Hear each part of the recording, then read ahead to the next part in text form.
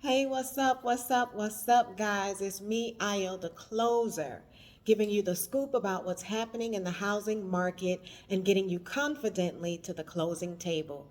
So, we are here in the holidays, guys. It's time to enjoy the holidays. I say don't worry about purchasing right now. I know that that's been something that's been on your minds for those who are still looking to purchase a home. But right now, let's just concentrate on the holidays and try to prepare for 2024. Now, it basically boils down to this. There are two types of buyers right now: buyers that can afford to buy and buyers that cannot afford to buy. So, what I say is if you are a buyer that cannot afford to buy right now is the time for you to get yourself together. And I've been saying this all last year, talking about the effects of COVID and how it affected our buyers and how the market was going up and down, fluctuating, how the feds were raising rates, trying to offset, what was going on in the economy. And so it's still the same, guys. Right now, if you were to purchase a home and you really didn't have to, you would be purchasing a home that's way higher than what it's worth as far as market value goes. And when I say it's much higher than it should be, I mean it's much, much higher than it should be. And you're going to be in a situation where if you decided to refi in a year or two, you wouldn't be able to do it because you're not going to have equity in your home. You're going to be underwater. So right now is the time to just prepare. Interest rates are fluctuating between 7.5% and 8%. Now in 2024, everyone is saying that the rates are going to go to 6%. So would that be a time to buy if you're in a position to buy? Absolutely, yes. 6% is much more feasible over a 30-year fixed term versus paying 8%. So now just enjoy the holidays. Try not to overspend. That's going to be the big kicker here. Try not to overspend. Try to get a nest egg together. Try to create emergency funds, because I'm going to tell you, there's something that's about to change with buyers. And I don't know if anyone has been, just following the news and following what's going on in the court system. But right now, there's a lawsuit that has just been settled with the big brokerages out there: Coldwell Banker, Keller Williams, and of course, the National Association of Realtors. Now, in the past, sellers have been the one to pay the commission for the seller side and the buyer side.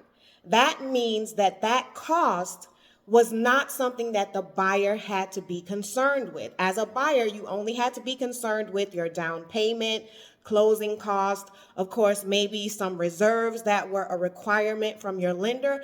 But now, moving forward, and this is not in effect yet, everything is still very new. Now, moving forward, as a buyer, the commission that is paid to your realtor may have to be paid by you. That's right. So now that's going to be another cost that you are going to have as a buyer purchasing a home. Now, I'm going to repeat that. That's going to be your down payment. That's going to be your closing cost. That's going to be any reserves that you may need that's required by your lender in order to close the deal. And now your realtor that is representing you during your transaction, you may have to cover those costs. Now, there is no set cost when you hire your realtor as far as the fee that's going to be paid.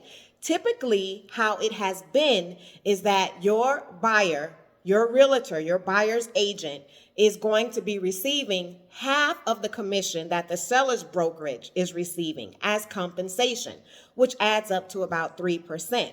Now, if you are the one that's responsible for paying your realtor, you may have to cover the 3%, or you may have to cover a fee, whatever that fee is that is negotiated between you and your realtor. But this is something that you're going to have to talk about up front.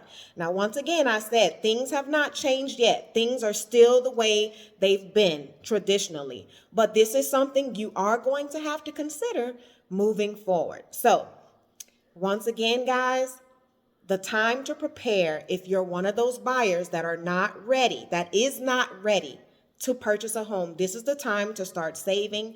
This is the time to start working on your credit. This is the time to start making sure you have job security.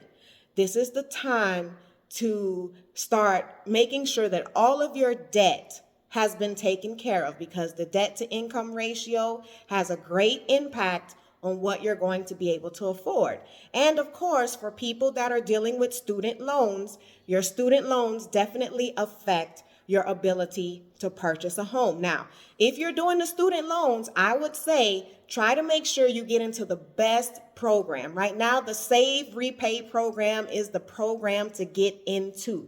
That is the one that is going to give you the lowest monthly payment on your student loans, which is going to greatly benefit you if you're trying to purchase a home.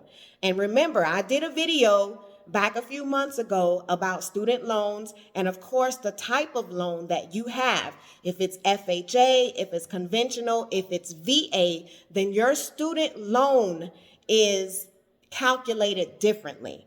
Now, if you have any questions or there's anything that you want to share, please post it in the comment section. And if you have found value, guys, if you found value, please let me know that. Comment saying that you like, share, and definitely subscribe. I'm Aya the Closer. Peace.